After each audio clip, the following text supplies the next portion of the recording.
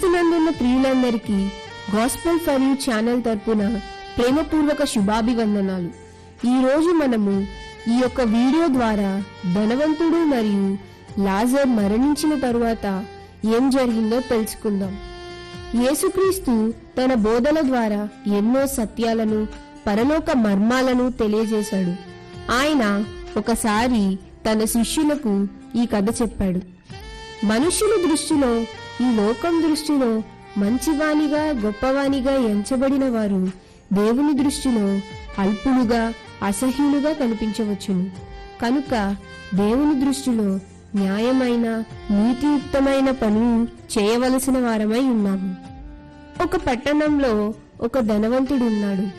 అతడు ఊదా రంగు బట్టలు, ఖరీదైన సన్నపు నార బట్టలు ధరిస్తూ ఖరీదైన భోజనం తింటూ చాలా మంది దాసదాసి జనంతో విలాసవంతమైన జీవితాన్ని గడుపుతుండేవాడు.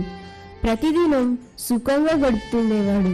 అతని ఇంటి ముందే లాజరు అను పేరు గల నిరుపేద ఉండేవాడు. అతడు ధనవంతుడు తింటున్న సమయంలో క్రింద పడే రొట్టె ముక్కలు ఏరుకుని తినాలని ఎంతో ఆశపడుతుండేవాడు. అతని శరీరం గాయాలతో, కురుపులతో ఉండేది.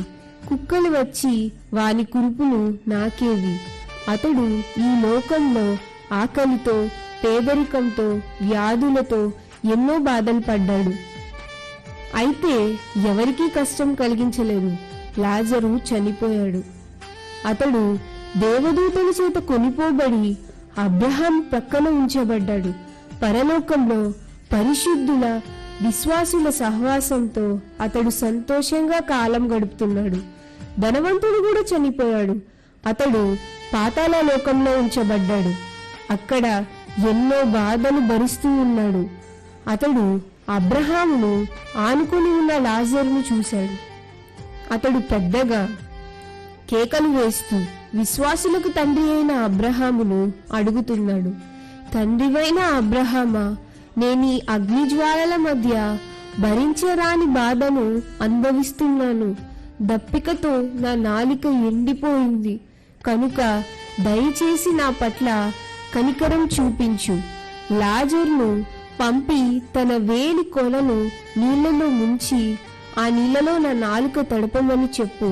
అందుకు అబ్రహాము, నా కుమారుడా, నీవు భూలోకంలో ఉన్నప్పుడు అధిక ధనవంతుడవైనందున నీ ఇష్టం వచ్చినట్లు ప్రవర్తించావు.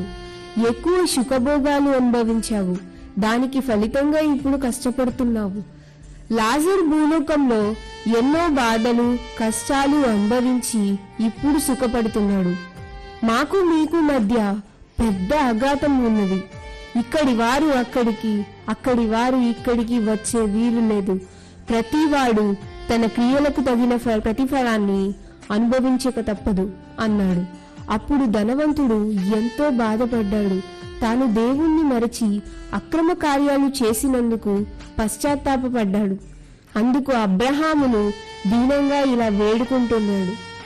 తండ్రి, నాకు 5 సహోదరులున్నారు. వారు ఈ వేదనకరమైన స్థలానికి రాకూడదని నేనెంతో ఆశపడుతున్నాను. దయచేసి లాజరును ఒక్కసారి వారి దగ్గరికి పంపి నీతిక్రియలు చేస్తే కలిగే మహా సంతోషాన్ని గురించి, అక్రమాలు చేస్తే కలగబోయే మహాశ్రమలు, బాధలను గురించి తెలియజేయమని చెప్పు.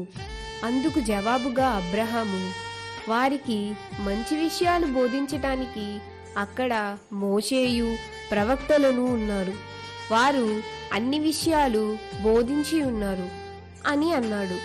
అప్పుడు ఆ ధనవంతుడు, తండ్రివైన అబ్రహామా, నీవు ఎంతో కనికరము గలవాడివి. 10 మంది నీతిమంతులు ఉంటే వారి కోసమైనా సొదొమ గొమొర్రా పట్టణాలను నాశనం చేయవద్దని దేవుణ్ణి బ్రతిమలాడిన వాడివి. కాబట్టి చనిపోయిన వారిలో నుండి ఒకడు, లాజరు వంటివాడు వారి మధ్యకు వెళ్ళి పరలోక విషయాలన్నీ వివరిస్తే గాని వాళ్ళు నమ్మరు అని బ్రతిమిలాడాడు.